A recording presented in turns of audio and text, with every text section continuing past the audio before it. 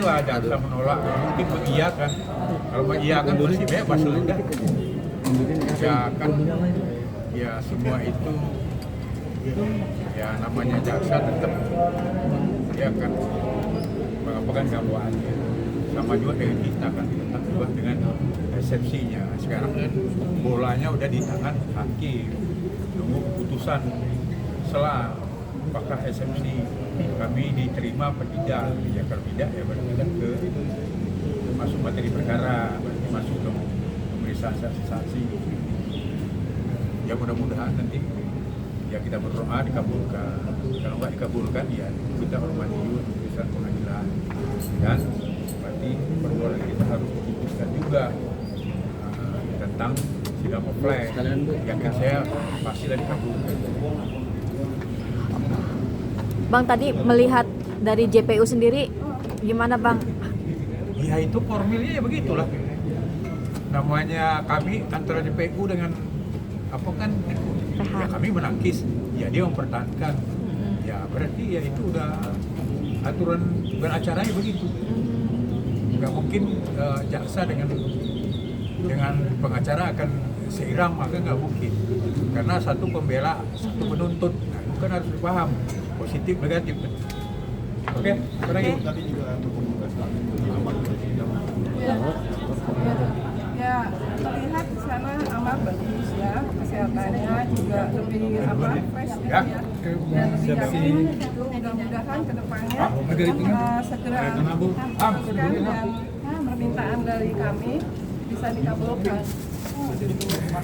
Ya ada beberapa keinginan untuk segera bisa dihadirkan itu sebagai upaya bagaimana pembelaan yang secara nyata fakta ya, karena kalau online itu seperti tadi juga suka terputus kan, jadi ketika terputus itu khawatir nanti apa yang disampaikannya itu justru itu yang penting, yang tidak bisa didengar apa yang ada di dalam ruangan gitu. Nah ini yang satu kendalanya. Mudah-mudahan yang mulia hakim itu juga baik sekali ya, kita selalu diberikan kesempatan untuk bisa ngobrol secara online sehingga bisa tatap muka walaupun dengan kamera, tapi ini ya ada hal-hal yang ya semuanya itu sudah diatur sama Allah itu, dan jadi bisa dikabulkan dan segeralah diputuskan dan biar pulang cepat terus direhab itu aja.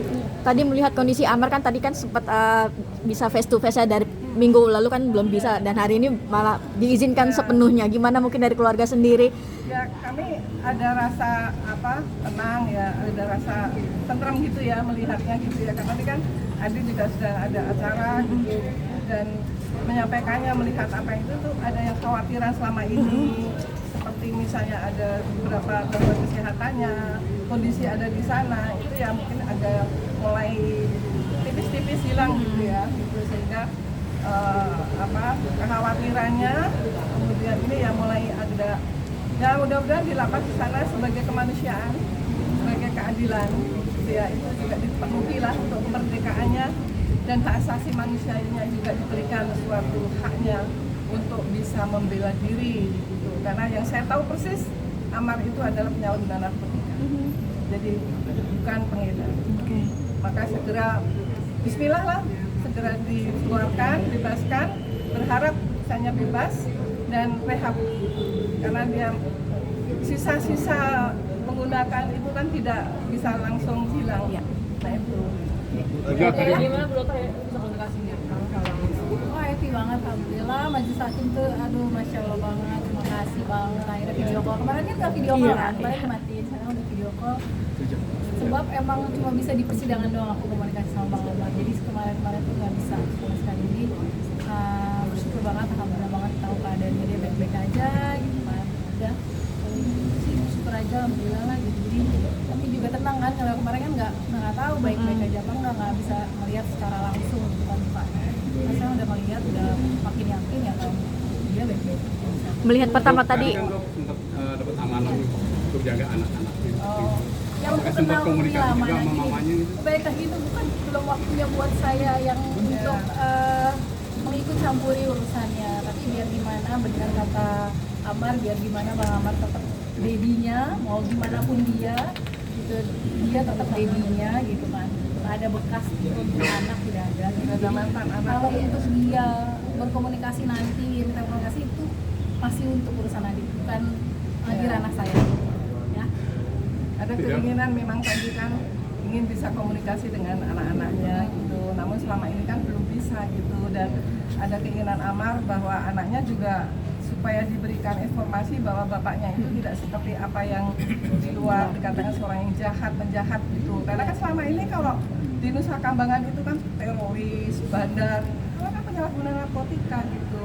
Kemarin juga pada saat kita komunikasi itu kan di belakangnya kan juga ada yang menjaga tuh pakai senjata. Waduh, saya juga lihatnya serem tuh kalau mengulang ininya.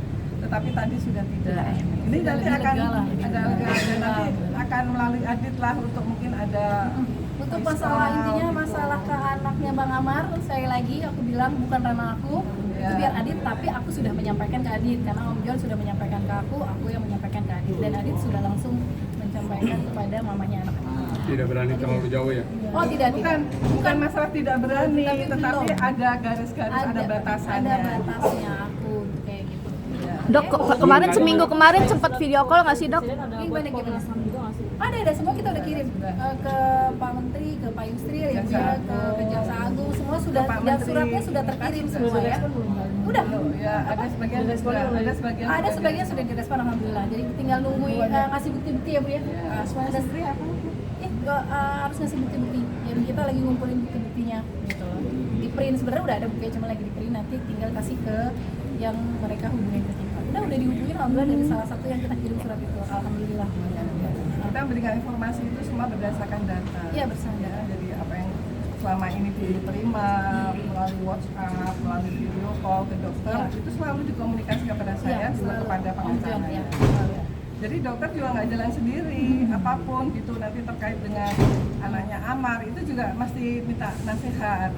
Jadi saya juga memberikan arahannya selama itu adalah dengan Adi.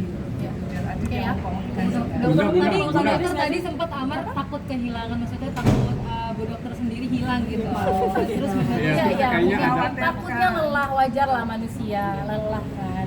Apalagi di saat terpuruk kayak gini, mana ada sih satupun emang, coba lihat teman-temannya Bang Amar, ada yang datang, ada yang berkomunikasi, nggak ada.